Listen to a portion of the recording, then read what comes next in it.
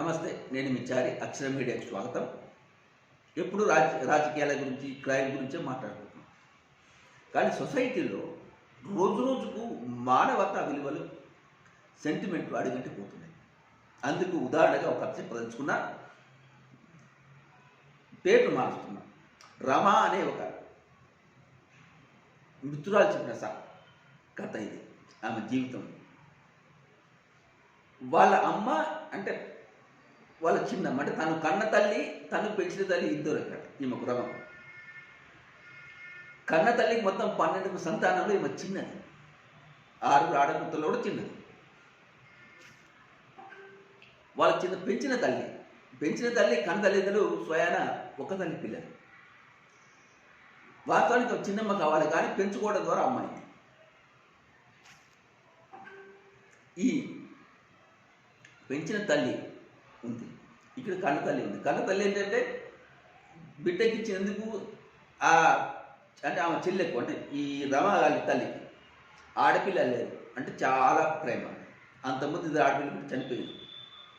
దీంతో ఈ అక్కని బతిరాడి మరి 19 రోజుల పాపని తల్లి పొత్తిల్ని తీసుకెళ్ళి తను పెంచుకుంది. దీంతో రమకు దాదాపు 18 సంవత్సరాలు వచ్చినా కూడా తను పెంచింది పెంపుడు తల్లి అని తెలియదు. తన ఆలాపాలను చూసింది. కన్న తల్లి కాలిన సంగతి తెలియదు. కానీ ఆ మాట తెలుసుకున్నా కూడా చేయగలిగింది లేదు. ఎందుకంటే అమ్మ పొత్తిళ్ళలో పెరగల, కన్నతల్లి పొత్తిల్లో. పెంచిన తల్లి కౌగిట్లోనే సేద్దిరింది, పెరిగింది, పెద్దయింది, పెళ్లి చేసుకుంది. ప్రస్తుతం ఆమెకు కొడుకు కూడా. అటువంటి మరి ఈ రమాదేవి ఆమెకు దత్తు పోయినట్టే లెక్క. కానీ గతంలో ఈ దత్తత అనేది ఏంటంటే వాళ్ళ కుటుంబంలో అన్నదమ్ముల మధ్య ఇలాగా ఏదో పెంచుకుంటారు, ఇస్తే వాళ్ళ ఆస్తి చూసాలంటే నాకు బిడ్డ బాగా బతుకుద్దన్న వాళ్ళకు ఇచ్చేస్తారు. అంటే అది అధికారికంగా ఎలాంటి పత్రాలు ఉండవు ఇక్కడ. అధికారిక పత్రాలు ఏమి ఉండవు దత్తత తీసుకున్నట్టు. సో పూర్తి హక్కులు అక్కడ ఆమెకు రావు. ఇక్కడ హక్కులు అనే సమస్య లేదు.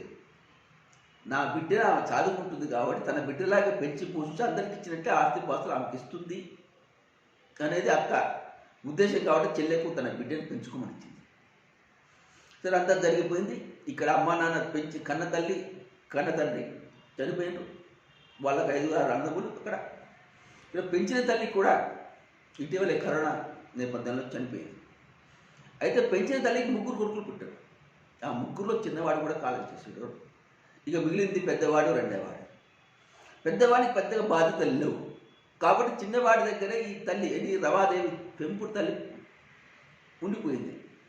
సో ఈ పెరిగి పెద్ద అయిన తర్వాత పిల్లల కోసం మా తండ్రి ఒక 400 గజాల స్థలాన్ని కొన్నాడు. ఎందుకంటే ఒక 3 కొడుకులకు 300, బిడ్డకు 100 గజాల స్థలాన్ని.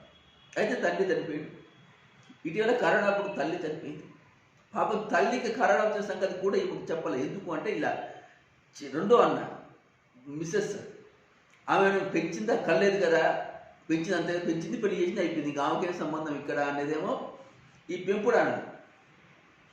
ఆమె పెరిగి అక్కడికి ఎప్పుడో చిన్నప్పుడు పోయింది, 19 నెలలప్పుడు. అక్కడ పెరిగి అక్కడ పెళ్లి చేసుకుంది. ఇక్కడ మాకేం సంబంధం అనే ధోరణిలో ఈ కన్న తల్లి అంటే తను తోడబుట్టిన వాళ్ళు. అటు కన్న తల్లి సంతానాన్ని కానీ ఇక్కడ పెంచిన తల్లి సంతానాన్ని కానీ కాకుండా అయిపోయింది రమ. పోయి డైరెక్ట్గా నాకు అమ్మ నా కోసం 400 గజాల్లో నలుగురికి ఉన్నది, 4 గజాలు నాకు ఇవ్వు అని అడిగేసి చేసిన ప్రస్తుతం ఏమో లేదు. ఏమంటారు రోజుల్లో ఇక్కడ, నిన్ను పెంచడం అంతవరకే, పెంచడం అయిపోయింది, నీకెట్లా హక్కులు ఉంటాయంటారు. వాస్తవం ఎందుకంటే కాగితాలు వెళ్ళవు. పెద్దన్న బాధ్యతలు లేవు. ప్రేమ ఉంది, ఏది కడుపు తోడబుట్ట అక్కలకు ప్రేమ ఉంది, చెల్లెలకు ప్రేమ ఉంది. కానీ అది వాళ్ళు బయటికి చూపించలేని పరిస్థితి. మరి ఎందుకు అనేది తర్వాత. ఈ విధంగా తల్లి చనిపోయిన తర్వాత కనీసం ఆడపిల్లకు తల్లి బంగారం మీద కొంత ప్రేమ ఉంటుంది. అయినా మేము బంగారం అడగలే రమ. కాకపోతే వాళ్ళు ఇవ్వలే. ఏమైనా తల్లి చనిపోయిన దినాలప్పుడు, ఏడుగురప్పుడు అమ్మ కట్టుకున్న చీరలోని ఇస్తే ఆ చీరని పట్టుకెళ్ళే రామాదేవి చాలా అపురూపంగా తను ధరిస్తుంది. అంటే అమ్మ మీద ఉన్న ప్రేమ. అంటే ఇప్పుడు రమాదేవి ఎవరు? పెంచిన తల్లి సొంతమా, కన్నతల్లి సొంతమా? అంటే కన్నతల్లి సొంతమా అన్నది మేము ఎప్పుడు చూసినాం, మా దగ్గర ఎప్పుడు ఉన్నామని వాళ్ళు. పెంచిన సోదరులు పెంచినాం, పెళ్లి చేసినా, అయిపోయింది, ఇంకా నీకు ఇక్కడ హక్కులు ఉన్నాయి అనే ధోరణిలో పెంచిన తనలు. ముఖ్యంగా 400 గజాల స్థలాన్ని కాజేయడం కోసం రెండవ అన్న ఎత్తులు పన్నుతున్నాడు. అసలు ఆ విషయాన్ని అడదలుచుకోలేదు. ఆమెకు కావాల్సింది ఏంటంటే ఒక ఆడకూతురుగా ఇంత ఇంటికి తీసుకెళ్ళి ఒక చీర, ఓ తీయని పలకరింపు. సో ఒక తల్లి పెంచి ఇంకో తల్లి ఒడిలో పెరిగిన ఈ రమ ఇప్పుడు అది దూరమైంది. ఆమె సెంటిమెంట్ అది. మా అన్నలు నన్ను తీసుకెళ్ళి అంతో ఇంతో పెట్టుపోతులు చేస్తే, పుట్టింటి వాళ్ళు పెట్టిండ్రు అంటే ఏ ఆడకూతురికైనా ప్రేమ ఎక్కువ. వాళ్ళు పెట్టింది ఎంత అని ఆలోచించదు, పెట్టిర్రా లేదా అని ఆలోచిస్తారు. ఆ పెట్టుపోతలు లేవు, నన్ను ఎవరు పలకరించటం లేదు అనే బాధ ప్రస్తుతం రమాదేవికి తెలుస్తుంది. అంటే ఇప్పుడు బాధ్యులు ఎవరు?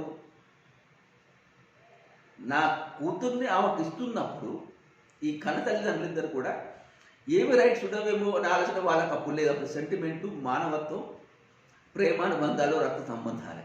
ఇప్పుడు అంతా డబ్బు డబ్బు డబ్బు. ఆ డబ్బు మైకంలో చిన్న దగ్గర అమ్మ పెరిగింది కాబట్టి అమ్మ సంపాదించిన ఆస్తులు కాదు కానీ లేకపోతే ఇంకేదైనా సరే అన్నీ అతని దగ్గరే ఉన్నాయి, కాగితాలు కూడా. సో అతను మొత్తం కాల్ చేసే ప్రయత్నం చేస్తున్నాడు. ఎలాగో ఏమనేందంటే వాళ్ళ మన భార్య రమ వాళ్ళ వదిన పెంచిన కూతురే, కన్న కూతురు కాదు, ఆమెకి ఎక్కడి ఆస్తులు, ఆమెకి ఎక్కడి హక్కులు అంటుంది. అది గుండె కోతకు వస్తుంది రమాదేవికి. ఆ మాట అంటే భరించలేకపోతుంది. కరోనా వచ్చినప్పుడు పెంచిన తల్లి హాస్పిటల్కి వెళ్ళి సేవలు చేసింది రమాదేవినే, వదినే కాదు. ప్రేమ, ఆ ప్రేమ కన్న తల్లి అంటే పుట్టింటి ప్రేమను కోరుకుంటుంది. మరి ఆ పుట్టింటి ప్రేమ రమాదేవికి దక్కుతుందా? ఇక్కడ చెప్పదలుచుకుందంటే ఎప్పుడైనా సరే దత్తత అనేది ఒకటి చట్టబద్ధంగా జరిగితే అన్ని హక్కులు వస్తాయి పెరిగిన ఇంట్లో. ఆ చట్టబద్ధంగా జరిగినప్పుడు ఇటువంటి పరిస్థితులు వచ్చినప్పుడు ఈ ప్రేమ పేగుబంధాలు ఏవి పనిచేయటం అంత పైసలమయం. ఈ జగం మొత్తం డబ్బుమయమే. ఆ డబ్బులోనే, ఆ డబ్బు కోసమే చిన్నన్న పెంచిన తల్లి కొడుకు చిన్నాయన ఈమె పట్టించుకోవటం లేదు. పెద్దన్నకు ప్రేమ ఉన్నా అతని బరువాది అతనికే ఉన్నాయి, అట్టే సరిగా మోయలేకపోతున్నాడు. ఇక కన్నతల్లితో ఉన్న తోడబుట్టిన రక్తం పంచుకుబట్టిన అన్నలకు ఆమె ఎప్పుడు అంటూ లేదు కదా.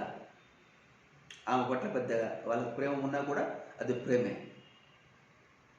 పెట్టుపోతలు, తీసుకురావటాలు, తీసుకుపోవటాలు, పుట్టింటి సారపేట లాంటివి ఏమి జరగటం లేదు. సో ఇప్పుడు ఆ రమాదేవి నేను ఒక అనాథనా అనే ప్రశ్న వేసుకొని వెక్కి వెక్కి ఏడుస్తుంది.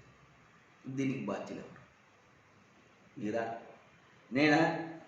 ఆ కన్నవాళ్ళు వెనుక ముందు ఆలోచించకుండా నా చెల్లి నా బిడ్డను చాలా బాగా చూసుకుంటుంది, నాకు 12 మంది సంతానం, దానికి 4 అవుతారు, చాలా సుఖంగా బతది అన్న కన్నపేగు స్వార్థమా?